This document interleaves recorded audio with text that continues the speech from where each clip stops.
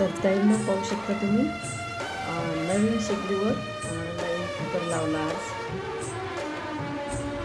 आणि माहीत आहे का, या शेगडीवर कोणतंही भांडं चालते, असं नाही की स्टीलचंच पाहिजे म्हणून. तर म्हटलं चला कुकर पण नवीन आहे आणि आपली शेगडी पण नवीन आहे, म्हणलं चला